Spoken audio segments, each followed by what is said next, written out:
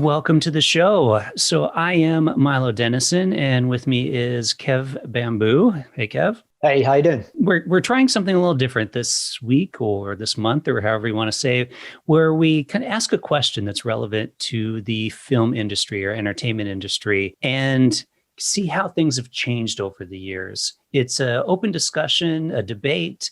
It's something to get people thinking. Yeah, I reckon we're opening up the question to people, putting it out there to the public to say, do you feel that you can separate the art from the artist? And specifically in our industry with acting, musicians, and, across all medium, to be honest, within the industry. So, that's our little debate. But what would you say is your kind of take on this? Yeah, it's an interesting subject because it's certainly, I would say, in the past few years, become very relevant. And we've certainly seen this in the hashtag cancel culture of if somebody says something offensive or does something offensive, they get canceled in a lot of ways. And we could name a list of actors, musicians, athletes who've seen this happen, and they haven't been necessarily convicted of anything. They've just been accused and they lose their jobs over it. Now, of course, in this industry, they're probably doing all right from residuals from stuff they've done in the past. But still, should somebody lose their job over an accusation, which might or might not be true? And how does that play out? And, do you agree with it or not? In some cases, probably yes. In other cases, probably no. Yeah, I mean, it brings into question kind of like, is there like a moral limit, where, and how much does that vary between people? Like, do we have, do some people say, well, it's got to be murder or a murder accusation, or has it got to be an abuse accusation, or has it just got to be something really kind of what some might say is relatively simple, like the way that they wear their hair and that they're, being disrespectful to, cultural misrepresentation, or because there's a lot of that. And I don't think, some people don't necessarily mean to, even do that, and if they just thought, oh, I really like this hairstyle and I think it suits me. And they're not really, trying to do anything offensive, but like I say, that's where that moral bar comes in, and different people will likely look at things a little bit differently and think, oh yeah, that for me, that's not so great. And someone else saying, well, that's not so bad. But yeah, so yeah, I mean, we've had so many people kind of like responding lately that have, that they've got their own opinions about, whether they think that they can, because we really want to look at whether we're separating the art from the artist. And that's the important thing. We're kind of saying, can you be an actor? And can people view you as purely just an actor and respect what you do and take that out in separation from maybe you being accused, or even actually, being a convicted criminal as well, because that person may still well have created absolutely brilliant works. And where is that moral line? Is that limit sometimes too much for us to kind of separate the two? I think, Johnny Depp is obviously a current and recent example. His case with his divorce from Amber Heard, his lawsuit against I think it was the Sun. I don't want to say the paper because I can't actually remember the name of it. But the fact don't is, get getting yourself in trouble now. Exactly. That's it. Don't cancel me, world. Don't cancel me. Yeah. But basically the situation is they printed a story about him abusing Amber Heard. I'm not going to say whether it's true or not. He sued them for liable and lost the case. So after losing the case, he got fired from the Fantastic Beasts and the Pirates movies. Now, he wasn't convicted of anything. He hasn't been charged with spousal abuse. It's just they said it. He denied it. And the court system said, you don't really have a case against a newspaper. And he lost 2 jobs over that. Yeah, two pretty big jobs as well, in terms of what he's probably in his most kind of more recent career has built that career on. It's probably made him, if we're talking purely financially, that's probably made him the most, his most money in recent times, because we can all go back to previous movies, but I'm sure he didn't have as much kind of actor power, if that's a kind of word, to kind of like negotiate. So he was definitely one of those that could probably negotiate any fee, that he wanted. So now that's all gone, and we're not going to kind of go on the sympathy side of, because that's not what we're really talking about today. But we're not really going to go on the sympathy of, oh, can they afford? Because we know that likelihood is they've got pretty decent lives. So, yeah. but the issue is whether we can still kind of look at that person's work. And there's also other areas that we might want to discuss as well, where we look at, say, kind of, does it matter if that person is still a living actor? Because does that influence somebody's decision as well? Do they go, well, they're no longer alive, so I can appreciate their works a lot easier now? Or do they say, well, no, because what they did was so terrible that I could never even bring myself to watch any of their movies?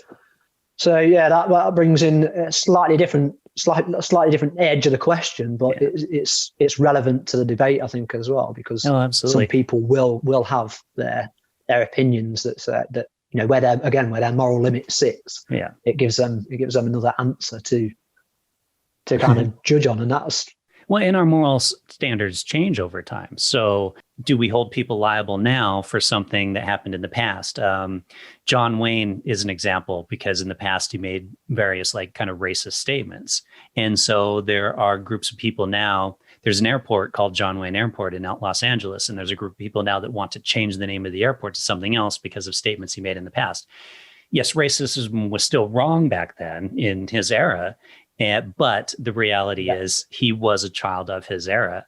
And I would imagine if he was alive now, having been born more recently, he probably, would be more enlightened. Yeah, certainly. Yeah. I think, it brings into kind of generational, the generational debate as well.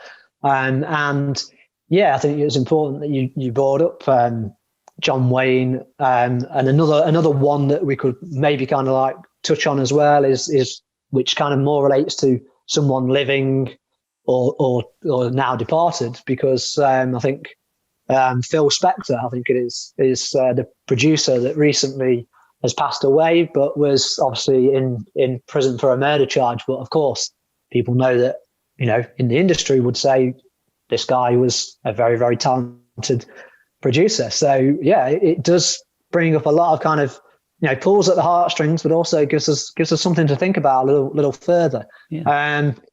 I have got, a couple of, we've been kind of collecting, some information on it recently, and we've got, we put a few questions out to the public because we wanted to see, me and you can have our own opinions, and we can sit here and chat about it all day long if we like, but it's best for us to try and grasp some public opinion on the matter as well. So, yeah, we put a few questions out there, and one of the initial questions, broke them in easily with it here. Was do you feel that you can separate a work of art from an artist, regardless of who that artist may be or have done? In terms of the responses so far was interesting, because there's kind of 5 there in the category, and it was yes, absolutely, I can. There's yes, but I want to elaborate a bit further. And the third was that I've got a moral limit, but I want to be able to. I've got a balance. I want to go further on it. They're open to all sides of the question. And then there was 2 more, which was no, but I want to expand further. And another one was just a flat no. But interestingly, so far is that we've got no one has said no at all in any capacity. Everyone so far has been kind of receptive to maybe being open, maybe being on the fence a little bit, but also as well as several being kind of way up there in their responses of a flat yes, which was quite interesting. Do you think there's a bias there? Yeah. Because we all think we're open-minded. You talk to very few people that are are you open-minded or closed-minded? They would say, no, I'm closed-minded. Even though you could argue if you're on Twitter at all that people are exceptionally closed-minded on one way or the other. So it is an interesting question. But I imagine a lot of it is biased on how we view ourselves. Like I would say I'm an open-minded person, but maybe somebody else knowing me would be like, no, he's not. Right. Because myself, I feel that I'm a pretty open-minded person across all society, to be fair. But others might say, well, you can't win either way, to be fair, in that, because some people say, oh, you're just so woke, and I'm like, no, I'm not. But then on the other hand, they'd be like, oh yeah, you're just really narrow-minded. And I'd be like, no, I'm not. But there's probably some kind of middle ground there somewhere. But but it is interesting so far that we've got, all of the responses seem to lean towards a more kind of positive side where they say that they can separate the art and the artist. And also it kind of brings into debate, what is art? I suppose some people will just purely see art as painting and that's it, rather than, all medium. But as an aside, we've got on sorts like 50%. Well, I suppose you could say that these are the fence sitters to a degree. That we have 50% that say that they've got a moral limit, but they're open to kind of all the sides of debate. But then the other 50% is made up of the yes, kind of the yes party, I suppose. The ones that kind of like flatly say yes, absolutely, I can totally separate the art from the artist, and then the others want to kind of chat a little bit more about it. So that was interesting for me because I was expecting a few people to come in and say no, but I have my reasons or whatever. I don't know. I don't know if you want to kind of have a little added input to that as well. Yeah, I'm going to call BS on the yes, absolutely people. I think we all have a limit to an extent. So whether it be I have a moral limit or can I expand further, I think there's something in there to where somebody could do something so wrong where you potentially would not want to have anything to do with them or what it is. Now, what that wrong is, I don't know. I mean, maybe if some well-known celebrity gets caught, having sex with a chicken and it videos it and throws it on YouTube, maybe that's the line versus, got in an argument with something and said something, racist or demeaning or insulting or something like that. Maybe like a Twitter argument or something that's kind of gets a little bit overblown, or if there's something that they purposely went and like you just explained, that. Yeah, no, I totally agree. I think there is a massive.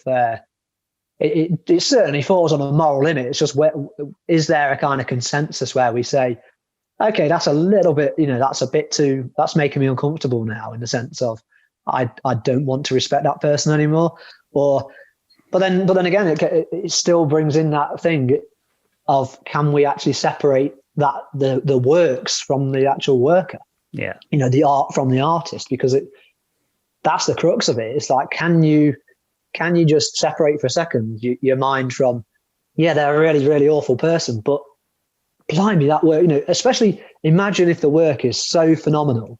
I know it sounds like a ridiculous extreme, but we have to include the extremes in the debate, because there are going to be those kind of cases where somebody is so ridiculously talented, but is also incredibly disturbed as well.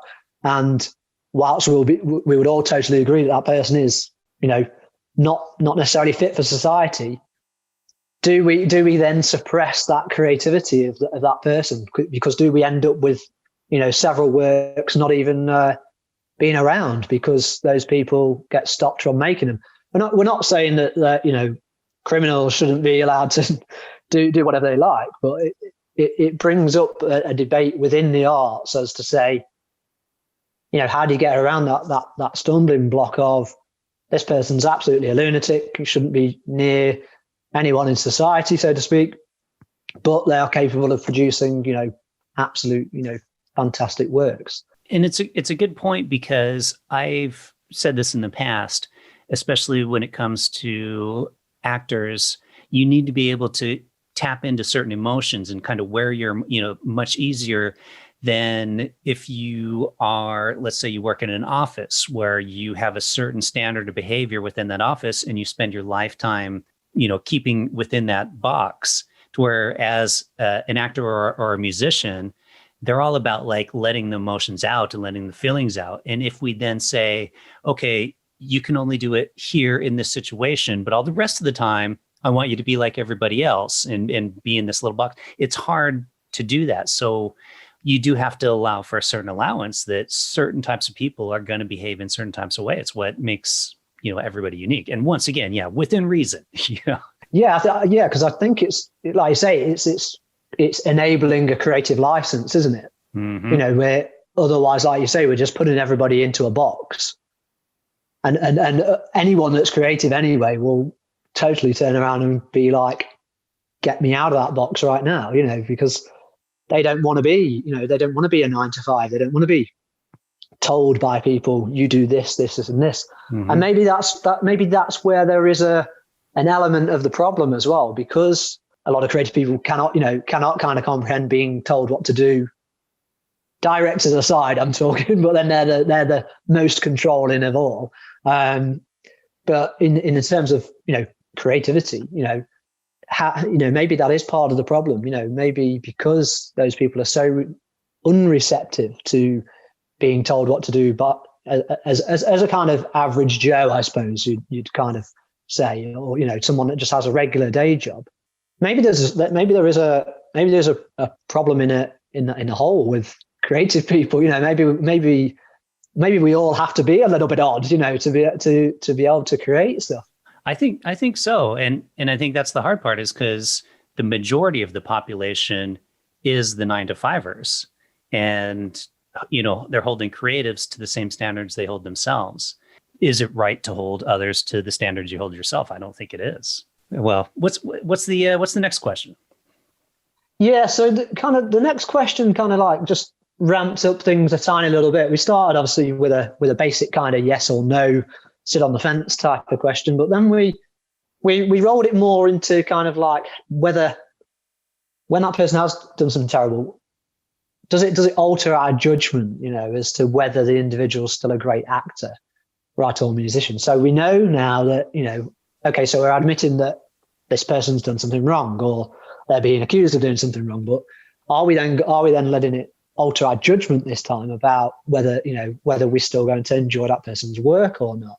And some of the responses, these tended to be a little mixed. And as you were saying, when it comes to the initial question, and you were saying, kind of calling a little bit of BS on the yes, I can be, it kind of scales back a little bit more than when people actually start talking and expanding on it. So someone just popped in there. They're like, well, they said, well, it depends, and time can be the can be the adjudicator on that as well. And then they gave an example, and they said, do we? And they showed us their own moral limit by saying, do we forgive? They said, do we forgive Gary Glitter? I don't know if you know who that guy is, but in the UK, Gary Glitter was a late 70s, early 80s musician, and basically he's a paedophile. So and he left the UK under all this cloud of allegations and went to live in the Philippines. But then it's kind of like been publicly known that this guy constantly was like, in that country, they could like pay off the police. So if you was wealthy, you could kind of buy your way, out of trouble. So no, I don't know whether, I can't necessarily say for certain whether there's been any charges. I do know that he left the UK and went to live in the Philippines for X amount of years to essentially kind of, under these allegations, continue doing what they'd been doing in the UK as well. So yeah, within their response, when they say, it always depends, and time being the adjudicator, would they, would many people in the UK from a certain era, would they forgive, say, a paedophile, for example? So is he still alive, Gary Glitter? Yeah, I believe so. Yeah. Oh, okay. So it's that made me think of Roman Polanski is an example where for you guys, so he was accused of having sex with a 15-year-old, I think.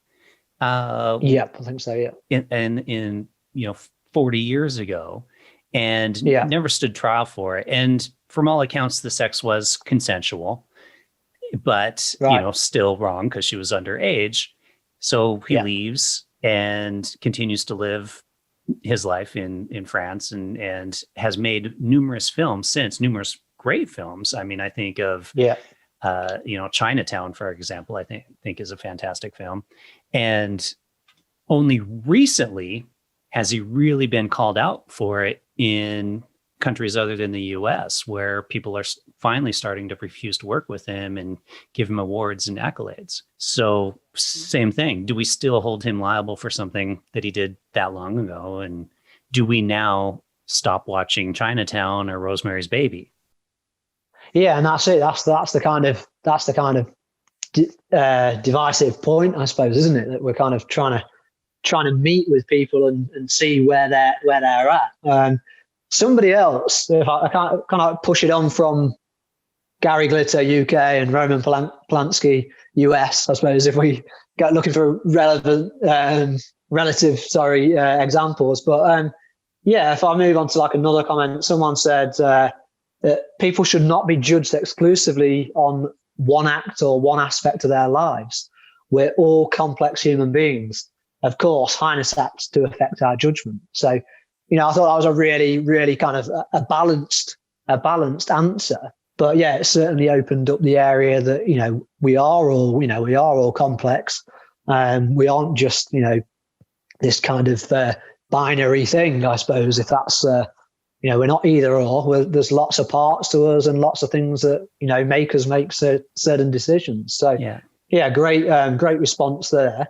Yeah, sorry, can I comment on that one? Because I agree with that. Yeah, no, sure. I think it's a really brilliant response, because we all change and we evolve and we hopefully become better people, right? So maybe you did or said something in the past that was wrong, but you're guilty about it. You feel bad about it. You've apologized. You've done the right thing, and you're no longer that person.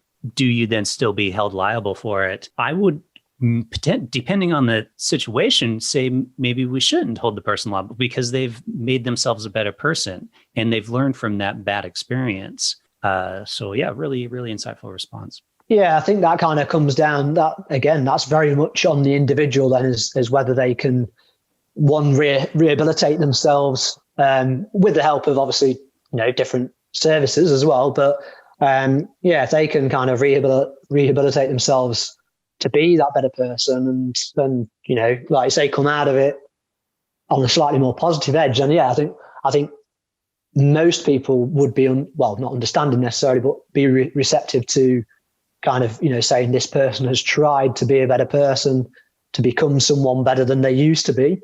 Doesn't mean that we have to forget what they've done. But at least they're putting in that effort to be a better person going forward. I'll go one more response on there. That is, just before going on to the next question. So, another one says, yes, but maybe not across all mediums, interestingly. They said it's important that the artist's behaviours are known to avoid them being considered as great people, when it is actually their art that is great. So they're really, really getting down to the kind of like separating the two, which I thought was good. And they say this may not be true of writers, though, because depending on whether their work inspires others to poor behaviours. So that was interesting, because obviously the way that a writer may write could have an influence. I'm thinking Catcher in the Rye inspired what's his name to kill. Somebody was inspired. Was that the guy that killed John Lennon? Basically, yes. I think it was. Yeah. Yeah. So is that basically saying that writers should be held liable for writing something like that? Then, or are they saying that we shouldn't do that? I think they're just saying where they're. I mean, it looks like they're saying that we should be able to kind of separate, but can we?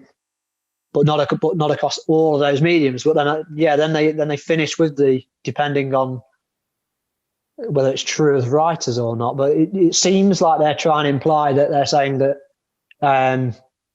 that maybe a writer shouldn't influence somebody to do something bad. But that probably is a little bit more up for we can't really put the liability on the writer for it'd be a bit like someone reporting something in a newspaper, I suppose, as a journalist, and then me reading it and then going, oh yeah, oh look, that bad thing happened today, so now I'm going to go and do exactly the same thing. I suppose it's a little bit different in journalism, I suppose, because you could say that the media have more control over what they report and how that influences. Of course, we know the media influences public opinion, decision, and some of the things that they do, because of course, so many people watch, what I would call some poor television, but it's very, very popular, or the media have made it seem a popular or an attractive choice. So there probably is that kind of influence element, I suppose, where writers can kind of dictate the way public see things. Oh, absolutely. But in terms of maybe just like a book, or a writer in general, I suppose would be, I think there's probably more. There's more to discuss on that. So I'd love to hear more on that person's comment, to be honest. Yeah. It must have some. For me, I would say it has to do with the intent of the writing. Obviously, J.D. Salinger didn't intend for somebody to go crazy and kill somebody else. To whereas, say, Adolf Hitler wrote Mein Kampf with the intent of, becoming a dictator and, killing millions of people. So there's that intent. In the U.S., of course, we have, Fox News is the first one that comes to mind that is very biased in its reporting and has clearly had massive influence on the country. And so are those writers potentially liable for what people have done based on reading their news reports? And, I would say yes, but that's, once again, my point of view might be different from somebody else's. Yeah, no, I think you're right. Certainly, we definitely know, as you just stated, that, the media do have a massive part to play in how they influence the general public, and with those ties being closely linked to politics as well. Often, generally in the UK, I mean, not 100% on the US, because it tends to be individual broadcasters that have got their own leanings already.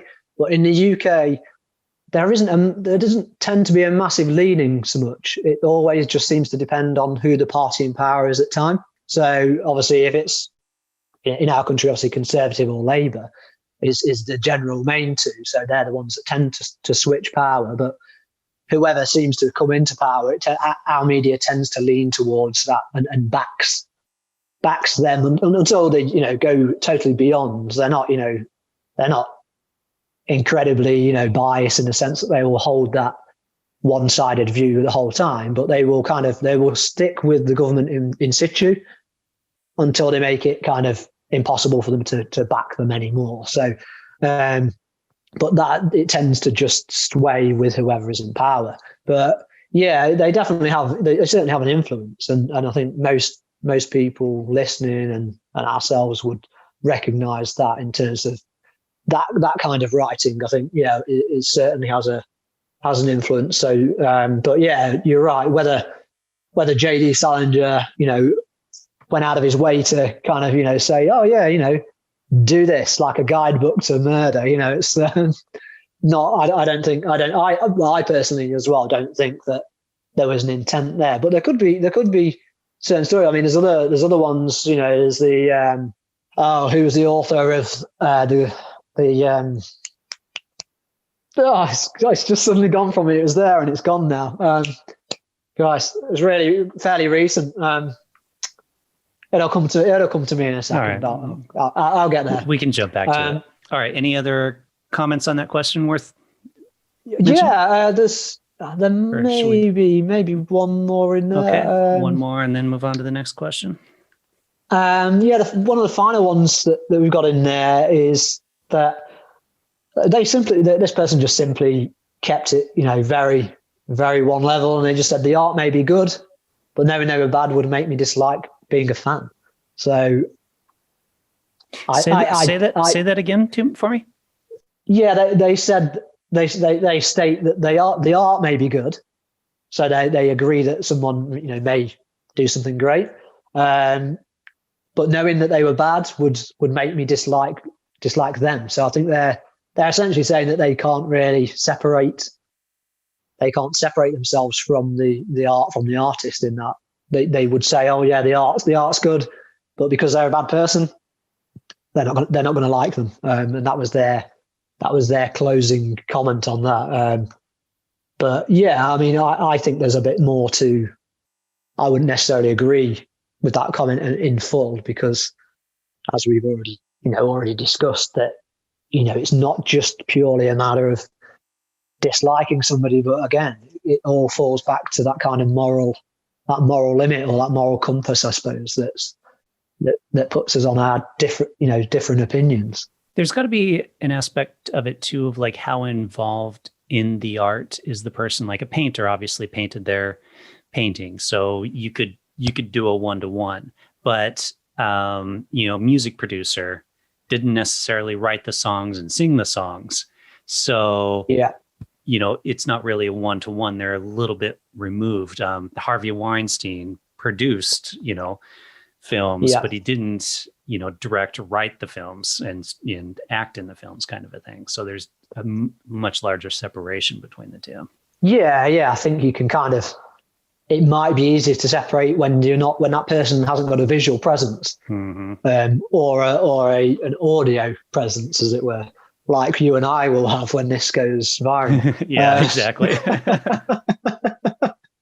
No, but yeah, bringing it back down to the kind of seriousness. Yeah, I think you're right. That probably does affect or impact some people's judgment on where their moral limit is, because of if that person has a visual profile, or as you said, an audio profile, then we're more likely to go, oh yeah, that's that guy off there, and we do association, by the name. If the name's well known, obviously, then of course.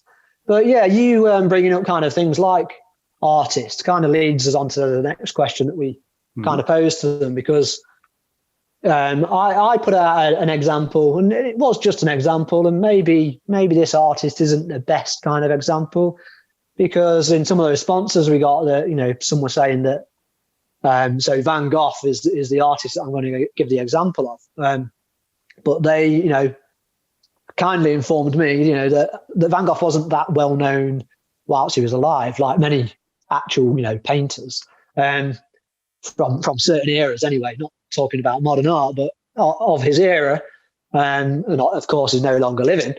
But they said that he wasn't really well known. It was just like you or I, really, and maybe selling the odd painting to our cousin or our uncle or whatever. So basically, if we can't separate the art from the artist, so if we're in that camp where we're like, I really can't, which kind of leads on from the last person's response, saying that they'd appreciate that they'd done a good thing, but they couldn't bring themselves to like a person or separate the art from the artist. So I led that with, if we can't do that, now how does that impact the way in which we look at or judge, future artists or actors and things, because if we've got that kind of that predetermined idea already, what happens when someone new comes to the scene and then they're doing kind of okay, and then the next, or even if they're not initially that well known, but then they do become well known, does it change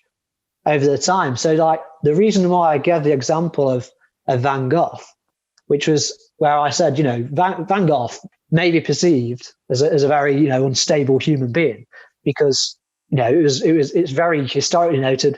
He cut off his own ear. He tended to enjoy taking LSD, and and he probably did numerous other things. Basically, he wasn't necessarily a terrible person in equal senses to somebody like Phil Spector. I'll bring it back to that, because that's if we want to compare.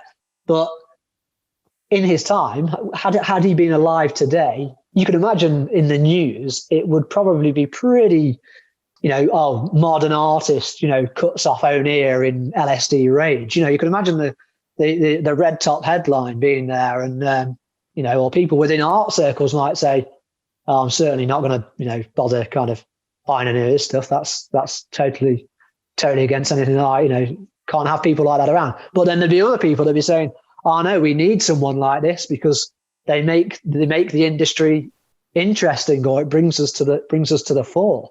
So I gave that opinion out as a small example, and the fact that his works are viewed today, obviously, and admired by thousands of people amongst other artists that are around. But yeah, would if he was around today, would we kind of speak differently of him? Yeah, that's a hard one, because as an artist, I would expect of that type of art, and I would expect the person to be a little out there. Like it's funny, we have this saying or I have the saying, or I'm sure other people have the saying too, but basically, if you have no money, you're crazy. If you're rich and famous, you're eccentric, So Yeah. It could be the same person with or without money, or the same person as an artist versus not being an artist. And so if you're a famous artist, as he was, or if he were alive now, people, I would imagine, would be like, oh, he's so eccentric. And potentially that would increase the value of his art. They'd be like, oh my God, he did this and this and this. I need some of his work. So in that context, yeah, I would say if, and I do not encourage artists to chop off their ears or do any of the other crazy stuff he did. He was clearly unstable, but, it would, I think, help the sale of his art. However, I don't think it would happen nowadays, because nowadays they would have probably put him on medication at a younger age, and he potentially wouldn't have even gotten to that point. Yeah, I was going to kind of a probably relevant modern one would move on to someone like Andy Warhol. But it's interesting that you said about today that probably wouldn't have happened, because he'd basically be comatose essentially. And we did have one response that related to that, saying that that often they think that we judge historical people by the present conditions and norms of our culture, and this is kind of unfair because people's lives in times with different social moves and conditions. So if they basically said if Van Gogh were alive today, he might be drugged up on SSRIs and leveled out, not to be producing art at all. So again, that's another form of suppression, I suppose we could say, that we talked about earlier, saying, do we stop that person from being an artist as well? So there's two little, does societal acceptance come into it, as well as also just, a doctor saying, I'm going to stop you from being creative because, you are so erratic, So yeah, it's nice that you touched on that, because obviously, we've got certain response there relating to a similar kind of answer. And yeah, we've had one more that kind of gives their own example as well. And they say the further back in time the artist lived seems to mean that time separates the art from the artist. The artist becomes more as merely a name rather than a person, which I totally agree with thoughts and feelings. But in an age where people are held more accountable for their actions, such things are changing. So as we go on, that's less acceptable. I think that's probably because we as a public are much closer to actors and artists now, thanks to social media and things, as we talked about earlier. But they go on to give an example of Rolf Harris. Have you heard of Rolf Harris? Okay, so he's a British kind of celebrity. Well, actually, he's Australian, so that's a mistake. He's Australian, but he was a British citizen essentially. And yeah, he was an artist, but he was like a celebrity artist, and he'd be on kids' TV in a kind of, well, for years and years, through kind of like my parents' late childhood and my childhood as well. So like this guy was prevalent and always on TV, went on to do other things right up until probably I think it was around about the mid 2000s. And so Rolf Harris, he'd come on, he'd do little, sketches. I think you have similar with who's the Bob guy? Oh, Bob Ross? Yeah, Bob Ross. So okay. basically would teach people how to paint essentially on TV. So similar kind of celebrity in that sense.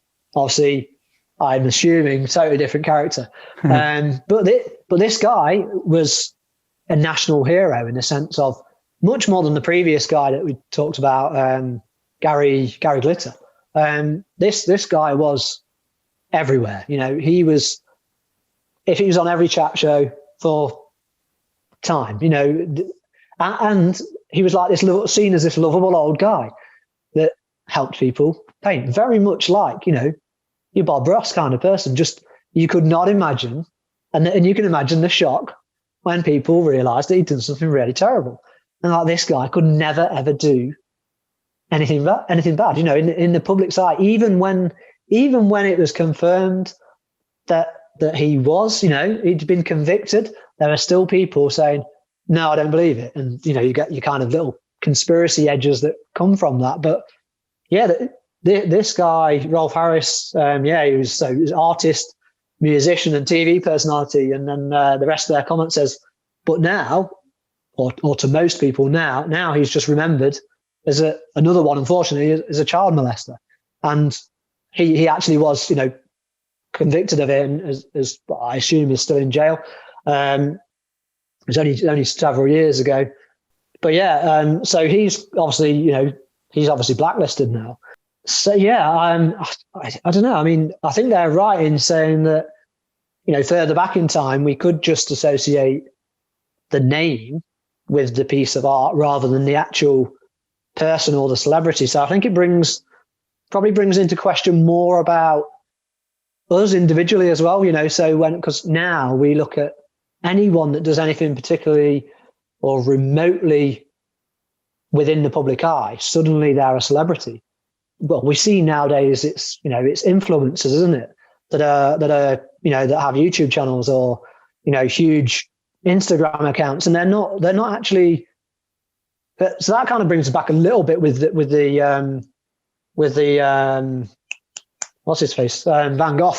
Yeah, Van Gogh comment as well about, if someone's not, they're not that well known. Like there'll be loads of influencers and YouTube stars, so to speak, that I may know one or two of them, but there seems to be there's probably hundreds that have got millions and millions of people following them for very. I'm not going to say very little, because obviously what is art? That's another question. But so, some people will, like what they're doing. Of course, lots are, but they're very much instantly, they're in the public eye from the off. As soon as, a company may have decided that they're going to make this person into like a star, and they're going to use that person as a new celebrity. But in the main, that person decides that they're going to give up their freedom, as it were, to be this instant kind of recognized person that's online constantly, is always seen. And to a degree, they're doing that of their free will. But publicly, I'd say that they're not that well known, in the sense of, yes, lots of people know who they are that are following them. But quite equally, there'd be millions of people that would say, I've no idea who this is. They then go and check out, their YouTube or whatever, and go, I really don't see what all the fuss is about, because it's just not that great. And that's that. But then they go and do something, and such as the kind of throwaway culture, as I was saying, is social media having that effect on how we can't just go now, oh, such and such great poet, or such and such, they were a great artist, or we can say George, not saying that George Seurat as a painter was controversial, but when we say George Seurat, all I think of is pointillism, and that's and a scene in the park where it's all the dot work, and that's the painting that I recognise him for. But I don't think anything about the person, at all. I don't go, oh yeah, him. I've got an opinion on who he was. I just purely know that one very famous painting, as well as probably a lot of others that he did. But in the main, and most people that would know of that artist would just go, oh yeah, that guy did that painting. So they're known more for that.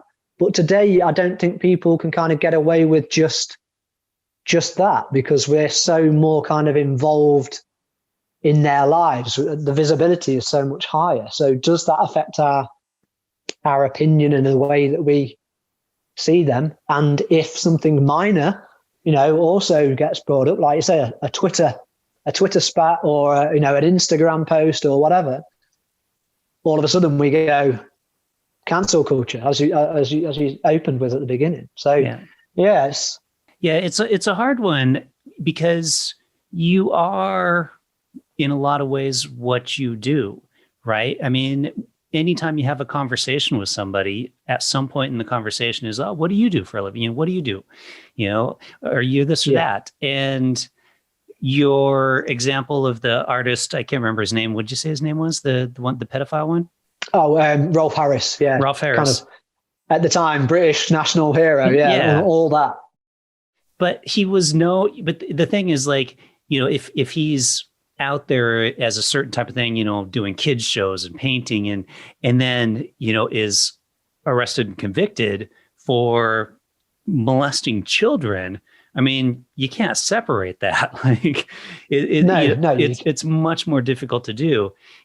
I know Disney has in their contracts with a lot of their stars a morality clause, because they're basically saying, you're working for Disney, and we're a company, we're all about families, we're about, PG, we're about this and this. So you can't be going out getting drunk on the weekends and, getting into bar fights and this kind of stuff, because you're representing us in a lot of ways. And this isn't that unusual from any other business, right? We've got... No, sure, yeah. If you work for a tech company, there's statements in the contract you sign with them that if you're out in some kind of a public event representing that company and you do it in a negative way, well, then you're held liable for that. And so as an actor working on a Marvel film, you're linked to that. And yeah, it's a decision you have to make. Like, are you willing to be linked to your art? And if so, then you need to be aware of what you're saying and doing publicly, like it or not. Yeah, that is probably not the most difficult thing, because obviously, like you just said, when you kind of enter that agreement and that contract that you're, especially within the, film industry, because most people are freelance in the sense of, actors are self-employed. So they go into that gig, they know full well they've got to conduct themselves in a certain way. And especially whilst they're under that production company or under that studio, I think that goes without saying. But I think then it brings back another thing about social media is so inclusive. So and we do have there are actors that just don't use social media at all, and probably that's probably the best way. I think you can only really do that if you've got a certain standing already. If you've got a certain reputation within the industry. I don't think somebody new can come into the industry and not have any social media accounts. I don't think that's possible. So it's interesting because I'm an actor and I'll audition for stuff, and sometimes they will ask you for your social media. It's usually smaller productions because they want to potentially cast people with large followings to help promote the film. So there is an aspect of where they will say, hey, I want to, are you on social media? Can you send it to me?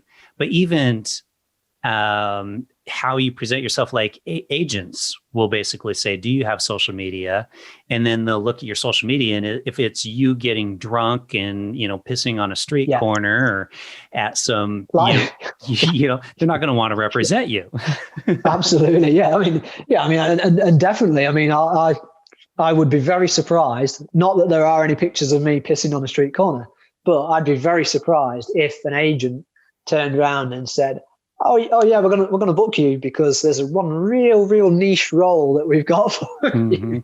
Yeah. Exactly. And again, that transcends across any kind of job in any industry your own personal conduct, of course, is always, how you behave is always down to yourself, and the younger amongst us will kind of either find out a slightly harder way, or or will be wise to that straight away. Yeah.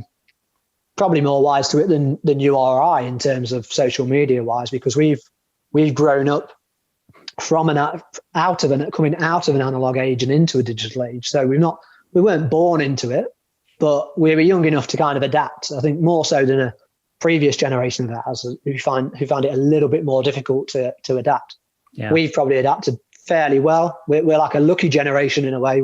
We've seen the old fashioned, and we kind of hold a little bit of that in us, but we've also kind of been able to be receptive to the new stuff. But yeah, certainly. Yeah, the way that you behave, I think, is obviously always going to be important. I just was basing it more on the fact that famous people are so much more under the spotlight than they would have been, like say, not even 40 years ago. Let's say 20 years ago. Yeah, because now everybody has one of those. And that means even things like reporting things. We're not just going down the shop to get our local paper and go, oh man, this happened like 2-3 days ago.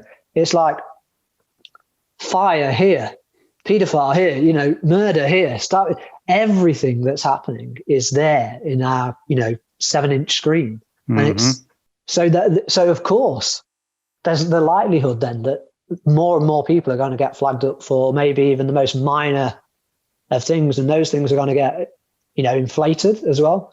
Whereas maybe so there's again, I think there's still a line, of course. You can't have people just blasé Sweeney Todding people all the time or whatever. We can't just have that. But also that kind of the kind of, I suppose it's like almost like a little bit of an infiltration into the kind of privacy element of people.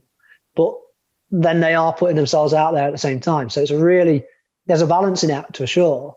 But I do think that there are elements that kind of get, overinflated that wouldn't necessarily have ever got inflated at all. Just for something very, not saying that something's necessarily wrong, but something very, very minor. Might be the way that somebody's. You look at all the mags, even for the last 30 years, even pre kind of smartphone, all the magazines, that want to show off the perfect person, and then they're kind of going, oh, look at Demi Moore's got 2 buttons undone. She's not looking so great today. It's like, really?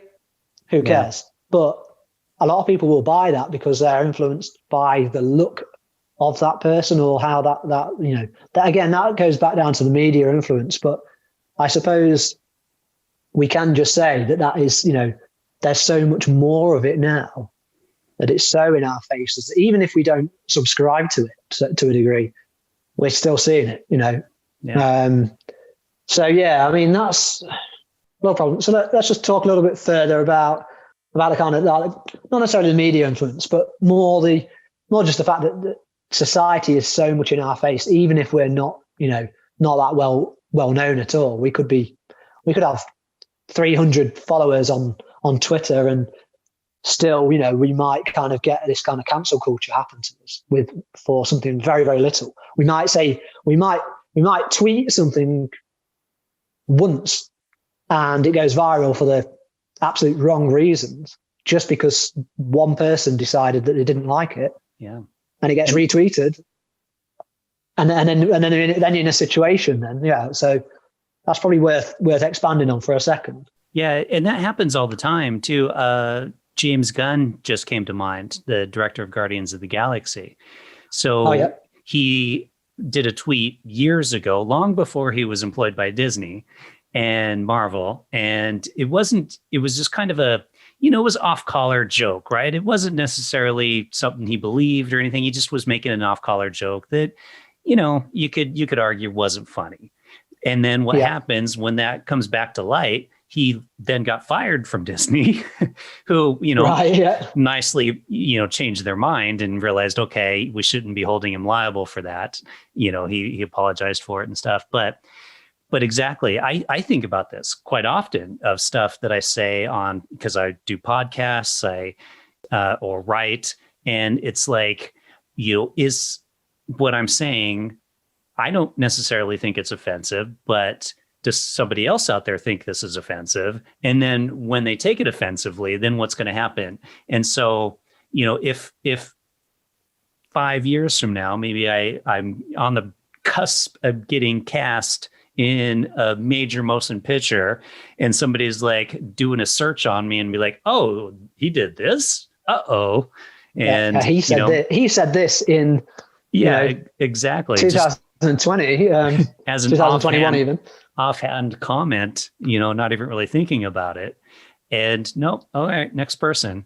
So it's dangerous, especially because that line changes so easily of like, the left and the right and the right and the wrong, and where that moral center is.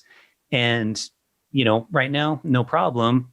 Next week, problem. And just because, and you can't say anything nowadays without offending somebody.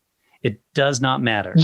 Yeah, and I think, like you say, you're totally correct in that terms of like that shifting, blurred line kind of thing, because it's not just like we know that it's flexible. We know that we know that morality is flexible, but from 1 week it could be there's a bit of a grey area there, but then the next week it's kind of shifted this way a little bit, and that's really, really interesting. And I think also because going on to Guardians of the Galaxy guy, I think that's now, and I suppose people have done it for quite a while. That's why people tend to put on their profiles and things so that they cover themselves for their work, especially if they've got a bit of an association with an employer. That they will put, my views are my own opinion and not that of my employer. And that's kind of like, it's mad to think that we have to put that in order to ensure that we say, that we keep our job role in case we say something out of term, or it can at least disassociate us from that company. So we're doing the kind of like the right thing, that even if somebody does say something bad or does something bad, then instantly with that one statement, they're separating themselves from the company. So the company doesn't get a bad name. That one is really, really, I'm glad you highlighted that actually, Milo, because I think there's a lot you could discuss that on its own quite a lot further as well. Coming back onto one of the questions, the kind of last one that I posed to him, which then kind of focused a little bit on Woody Allen as an example, was more about that when we can separate those two things, is that how do we process that separation as well? Because we might well, like the example being Woody Allen, certainly, everyone knows that he's a fantastic director. I don't think anyone could turn around and say he's rubbish at what he does, because I think he's made something like, I'm sure he's made nearly 50 films, and I'm sure he's had something like at least, I'm going to say a third, I've got to say around about 16, 17 of them he's got Academy Awards for. And on top of that, there have been actors and actresses that have also got Academy Awards off the back of his movies. But then it comes on to the process of the separation, because his most recent film that goes out, I think, in the summer, is A Rainy Day in New York.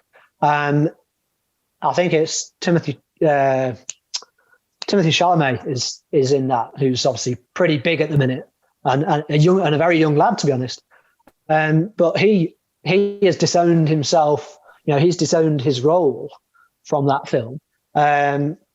So yeah, I mean, that's in the modern day. This person's creating great movies, obviously, but even the actors that are working under him, as it were, are disassociating themselves from his movies. So how do we how do we process that separation in that example or similar, I suppose?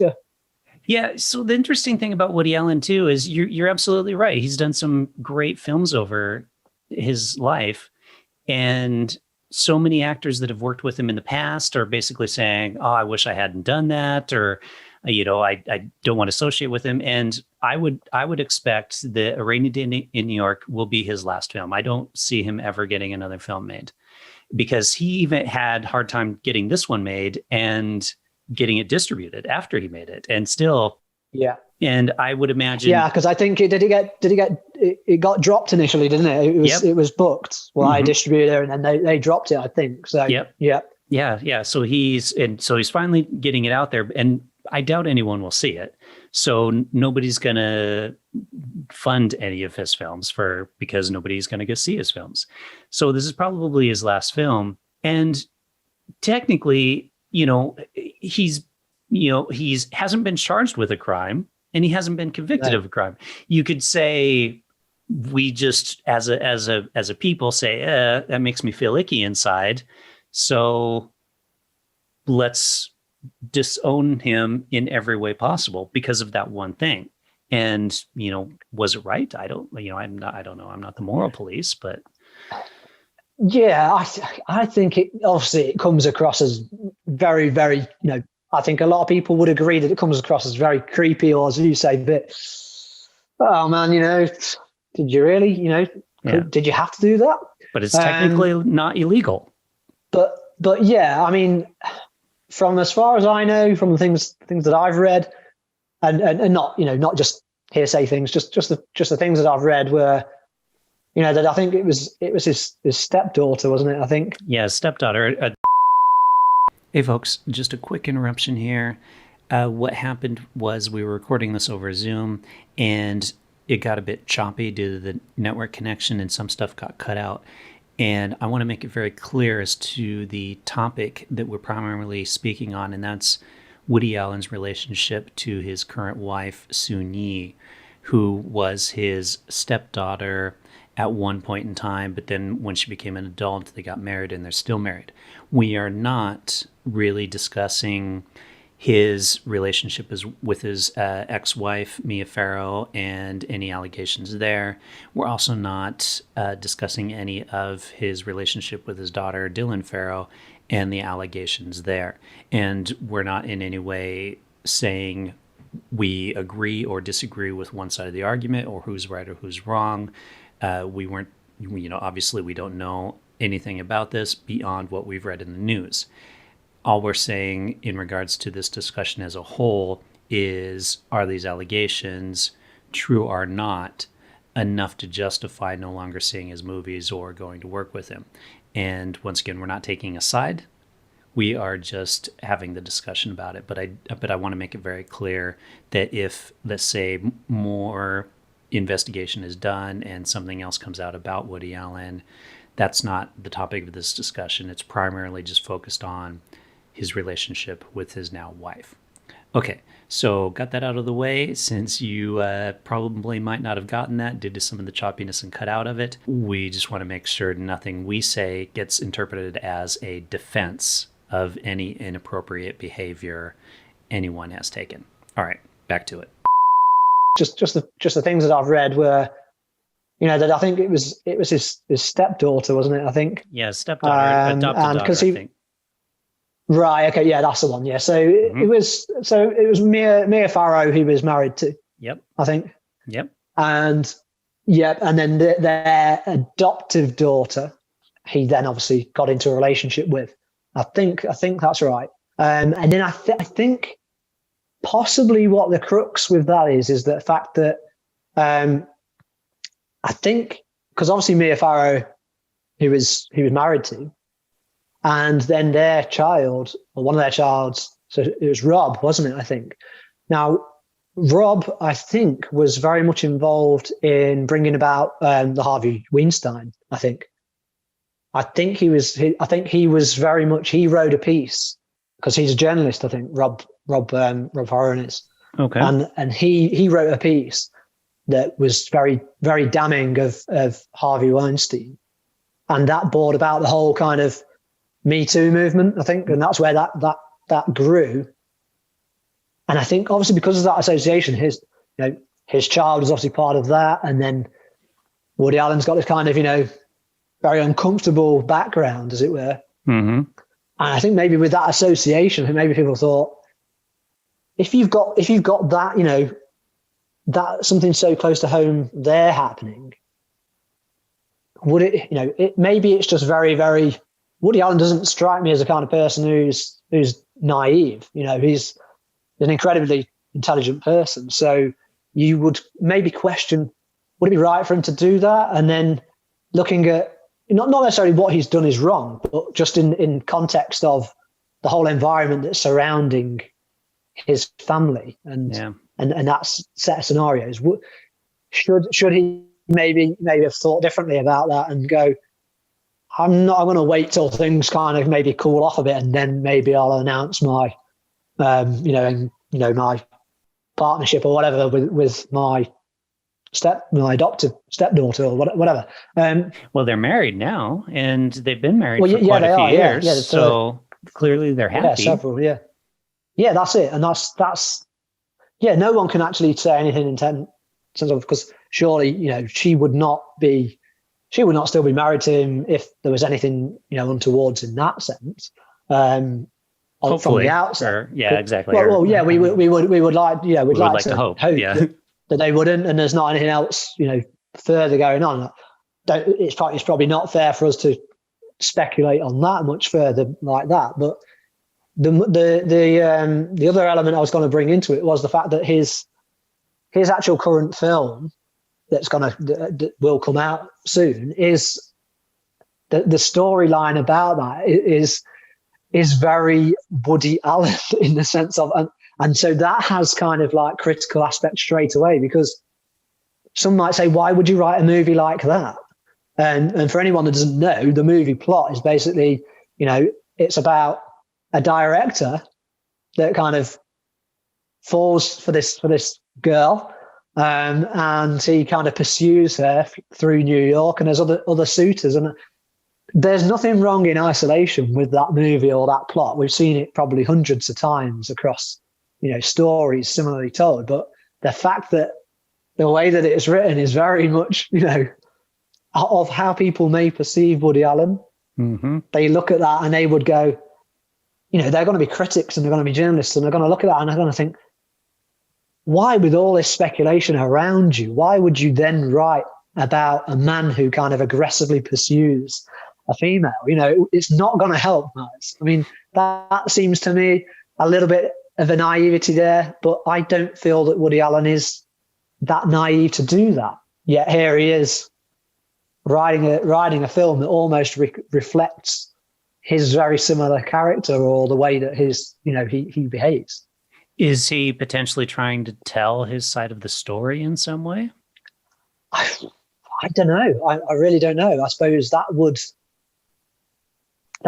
lie with the viewer, I suppose, when they come to watch it. Because of course I've not seen a screen of it, but it doesn't come out till I think June or something like that. But it's totally open. Maybe he is trying to tell it from an aspect of his own point of view, but I don't know. Yeah, I mean, I suppose there will be lots of people that will, within critical circles, that will talk about it. You know, film critics will talk about it. I'm sure that when it comes out, for one way or the other, you know, I'm sure they'll say it's a brilliant film. It's shot beautifully. You know, most of his films are shot really, really well. I can't remember the Italian guy that often does the cinematography for Woody Allen, but often they're really, you know, they're really beautifully shot films usually, you know.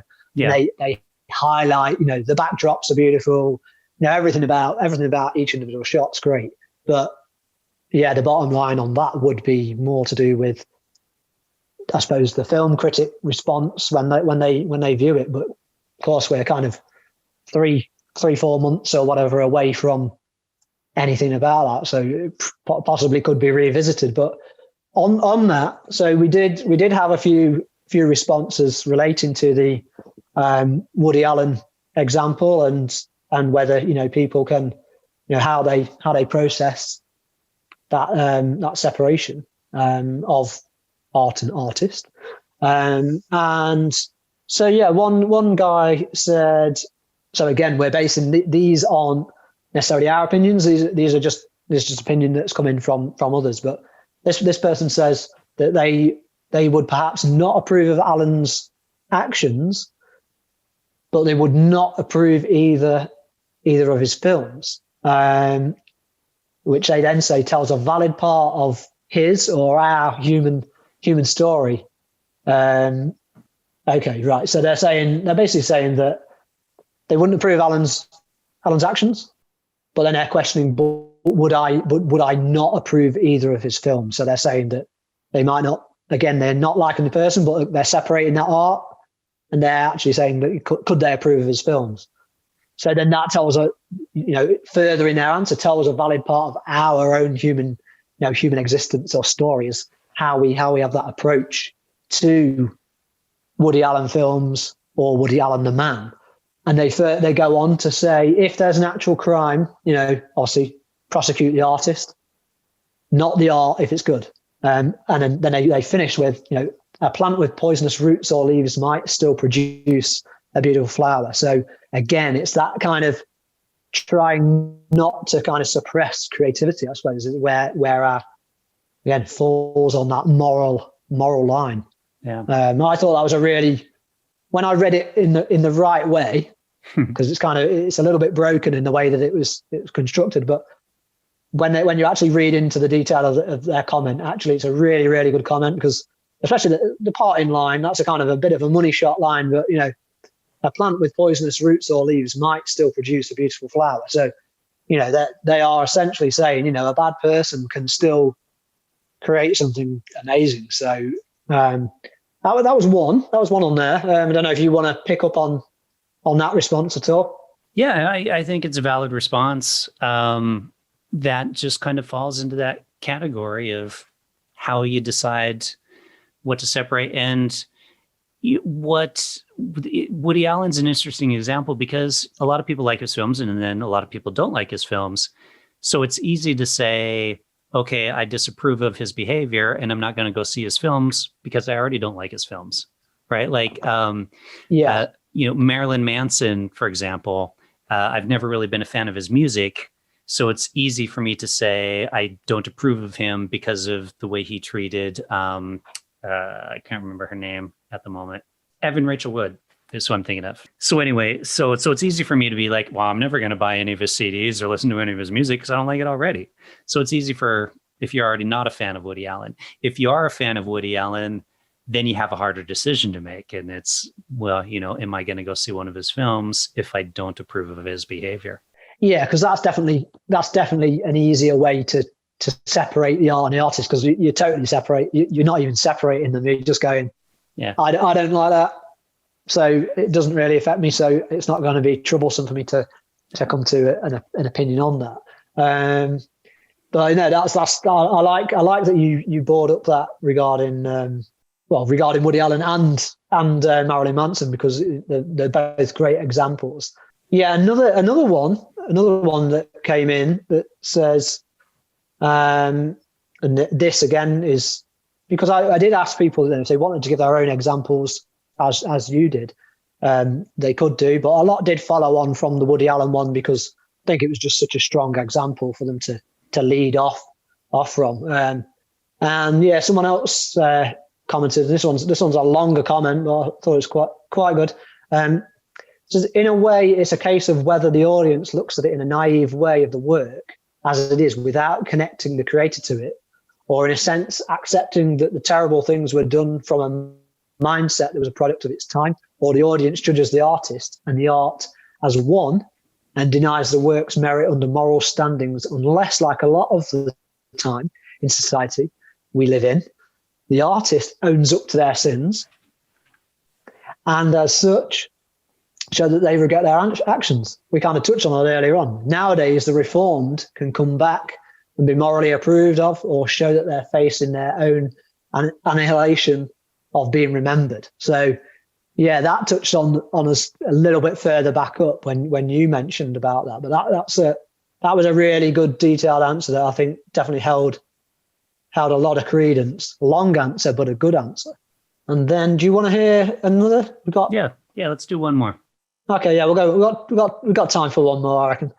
And another one, another longish one. But they say, so again, by acknowledging that all humans are capable of good and bad, and artists are just one example of that.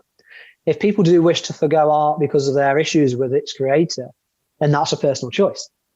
But if we're to limit the appreciation of art to that produced by only good people, then there may not be a lot left to appreciate. So then they go on to say, this may be actually easier after someone has died. For example, they say they love the music of the Stone Roses. So, and it stirred a part of them when they first heard it, and it still does over 30 years later. But Ian Brown, however, they say, is a grade A pillock. This is purely their opinion. But they really love the Stone Roses music, but they think Ian Brown is, not that great a guy. They just think, yeah, a bit of an idiot. Yeah. So, but then they also say that they see a lot of adulation for musicians in particular, where people idolize the musician because they love what they produce. Like you said earlier about the kind of, if you don't like the music, then you can kind of just shut all of it off and be like, nah, I don't like that person. Yeah, they're bad. That they do something wrong. I'm not going to care for them so much. So that led on there. And then he said, so once Woody Allen has passed away, it'll be much easier to enjoy some of his films knowing that he was actually flawed. So instead of us maybe trying to create this kind of perfect image of just good people only allowed to create things, is it better for us to kind of view them, as we've posed the question at the beginning, separate the art from the artist, and then bring us around to that we can appreciate that those people may have flaws. We can see that they've got inconsistencies, as we probably all do to a degree. Some are going to be way more severe than others, but should that suppress creativity? Should we not separate the art from that artist? And I think that really that final answer there, that person, I think they really define with the depth of the question. I think they cover, they answered that really, really well there. I'd love to probably get that person on to discuss, Yeah, and they're absolutely right. I mean, we all are good and bad and, flawed and in our own ways. So yeah, if we only enjoyed art from truly good human beings, there would be no art. Yeah, I think it'd be very, very limited. Yeah. As they say, that there would not be a lot left for us to look at. I mean, we could probably, let's pick out a modern artist today. Damien Hirst, for example, very, very controversial for some of the ethics used in the way some of his installations come about, but some absolute fantastic works, in my own opinion. A lot of other people will say anyone can chop up a cow into 3 bits and chuck it in some formaldehyde and and put it on some plinths and sell it for 80 million or whatever.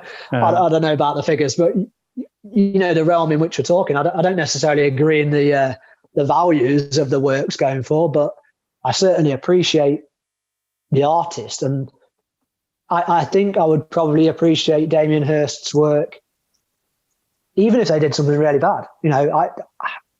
Because I'm looking at the art and I totally am separating that. And this is a living working artist of today, and I do think I could, and I know I'll probably get a lot of stick for that from some people. They'll say, but how could you possibly support or say that work's great? But I couldn't be adult enough and look at it in isolation and say, no, I'm appreciating the artwork and saying, this is a great sculptor, but I'm not actually saying that I really, enjoy the person or who they are or their personal character. Yeah. And I think that's probably someone mentioned it earlier on in the comments. It really kind of fires back to us individually as to when we're assessing it. If we can separate ourselves from that artist and just purely look at the art in an individual sense, then surely it's totally fine for us to enjoy that piece without us coming under our own set of scrutiny just for having that opinion, and also without being kind of victimized for people thinking that we support the individual. I think it may be different if we were buying their work. That may be different because we're supporting more so. If we were actually promoting the work all the time, more so. But are we doing that? If we share it on social media, and so, and then it's a known terrible person, and we suddenly share something. It's like I really like that. There's a lot of speculation. Let's say with Michael Jackson, although he's no longer alive, but thousands of people share his music every day, millions, no doubt. But there's a lot of again, allegations that never have and never probably will come to light. But a lot of allegations and a lot of dodgy stuff surrounding that individual opens up a bigger question again. But just on the basis, a lot of people are sharing that material. But so then are they guilty of them furthering that person, even though they're no longer alive? But we all know that person was when we're talking about Michael Jackson, they were absolutely fantastic. Just the whole thing was production. It wasn't just music, wasn't just a video. It was a whole damn production that I don't think I know anyone that would have ever listened to any Michael Jackson music and not at least nodded their head or tapped their foot or felt like kind of dancing or singing along to that video, because there's just something about it. It's just really, really great production. One thing, it's interesting because as with film and music, though, we could potentially enjoy the art while also not supporting the art, thanks to the ability to illegally download content. Well, so, I suppose, that is a good point. You could watch a Woody Allen film while also not giving any money to a Woody Allen film. Yeah, absolutely. Yeah, I think that's, and again, none of us here condone the illegal streaming of movies or live music. None of us have ever done anything like that at all. And we definitely don't encourage any of our guests to do so. But that would be quite a valid option. A not valid option, but an option, yes. But an option. An option we would not recommend. Valid in the sense that in terms of supporting or not supporting the artist that comes under this speculation and has this stigma attached to them. So I think there's some real good answers that have come back. A few that I disagree with, a few there that I definitely totally agree with. But for me, one of my favorite comments from the whole thing, and I think it covered the whole question really about the kind of like the ethics and the stigma and everything associated and all the opinions that kind of fall behind this whole question, which will bring up so many different opinions from all walks of life. And, everyone's got an opinion, and thanks to social media these days, even more people do. But the comment it was literally a plant with poisonous roots or leaves might still produce a beautiful flower. And I don't think anyone at all really could argue with that. That is a completely all-rounding, kind of all-covering statement that I think when we're wanting to view something ourselves, I think that kind of comment would be the thing to kind of remind us of, that we're not all perfect and that we should not necessarily be suppressing creativity as we know it, just because somebody may have done something bad, but they're still capable of producing, fine works of art. I think that's literally like kind of my closing statement, really, using that comment that I think was, covered all areas. I think. Was there anything for you that stood out at all that was there that was mentioned? I think it was interesting. I'm really impressed with that so many people took the time to put such thought into their answers. And it is nice to see that people are thinking about it and asking themselves the question of like, where do I draw the line? I mean, I know I certainly thought about it, like, what's my line in regards to how I separate that art, and it varies it depends on the issue, what the person did, whether they were actually accused or convicted or any of the all of the above. And it's really good to hear that people aren't just saying yes, no, right, wrong, that they're kind of in the middle somewhere and giving it some thought. So I'm really impressed with those responses and how well thought out they are. Yeah, definitely. I definitely appreciate the responses today. I think like you say, although at the initial outset, you called it almost straight away at the beginning, and there's no disrespect to anyone that actually commented, but you called it out from the first answer. When you give them an easy option, it's very easy for them to say, oh yeah, I'm not this, or I am this, or whatever. But when it came into like the more detailed responses and that they could expand on it further, yeah, things fall a little bit kind of more towards the middle ground, and people do clearly show that they are quite kind of torn within their own opinions. I myself would say I'm probably struggle on some aspects of answering some of those questions, because it's not just a cut and dried answer. I don't think you can just purely say, yep, it's this. And you're totally right. Where that kind of moral line sits will probably fall in different places for everyone. But I do wonder if there is a consensus somewhere that kind of meets some form of middle, whether that sits a little bit higher in the yes area or a little bit on the lower on the no area.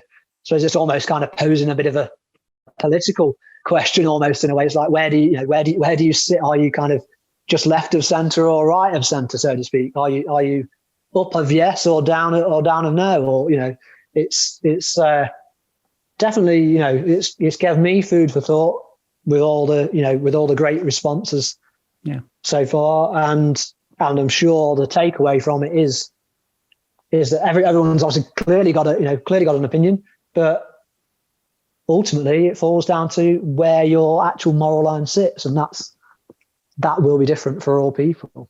Yep. All right. Well, let's wrap it up there then.